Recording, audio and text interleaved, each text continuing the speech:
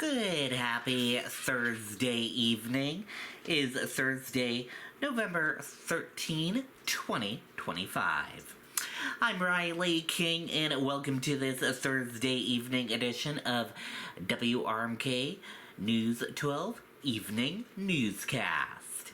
We have a lot of news to get to on this Thursday evening, so let's get started right now.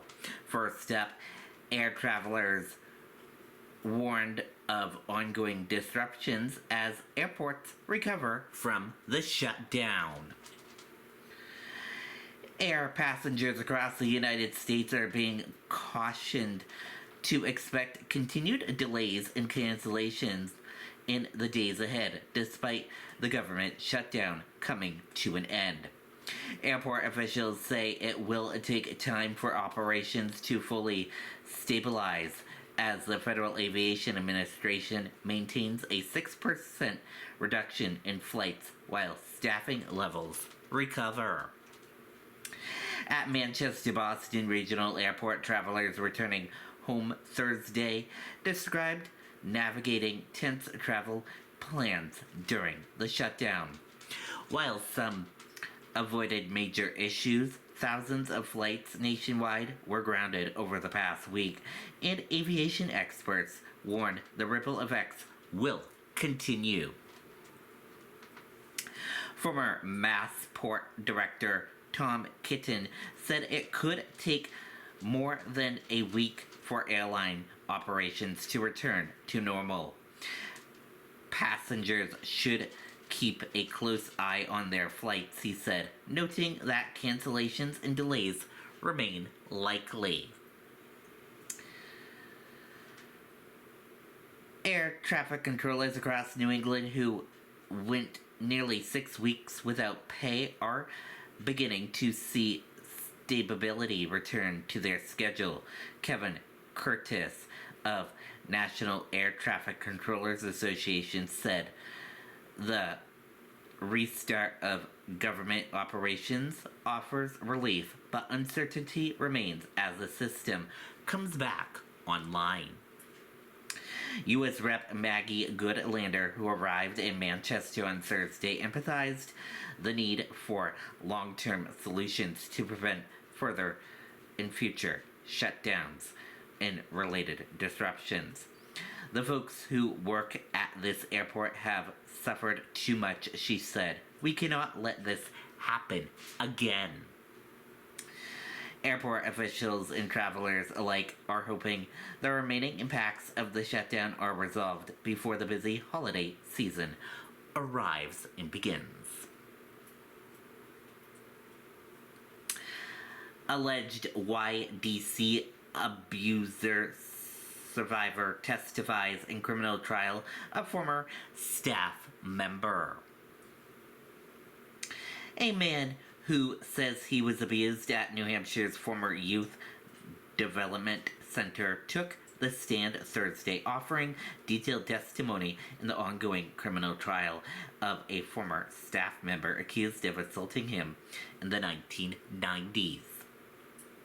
David Meehan, whose civil case against the state once resulted in a $38 million award, later reduced to $475,000 on technicality, testified against former YDC employee Stephen Murphy. Murphy faces 8 counts of felonious sexual assault and is now in his second criminal trial after a previous case ended in a mistrial.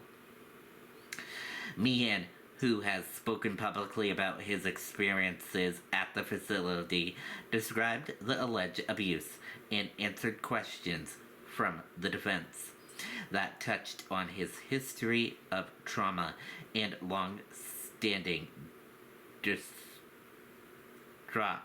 of legal authorities.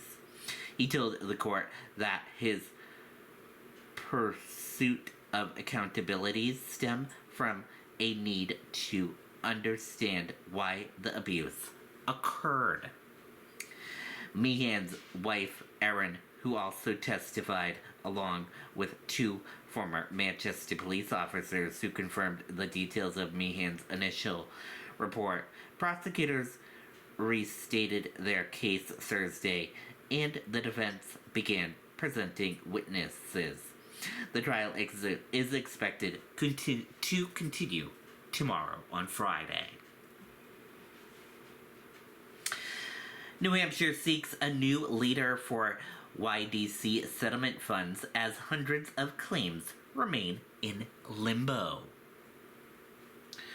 New Hampshire officials are working to fill the vacant administrator role overseeing the state's Youth Development Center Settlement Fund, leaving hundreds of abuse claims stalled while the search continues.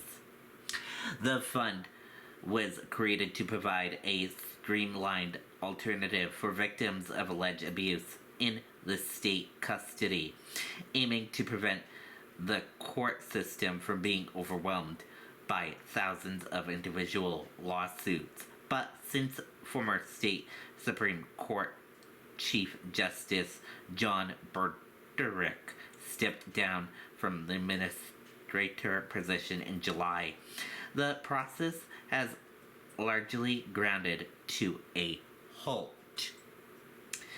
At Wednesday's Executive Council meeting, Attorney General John Famella said the state is actively seeking a qualified coordinator and candidate, though the pending lawsuit over whether the position should be politically appointed has created additional delays.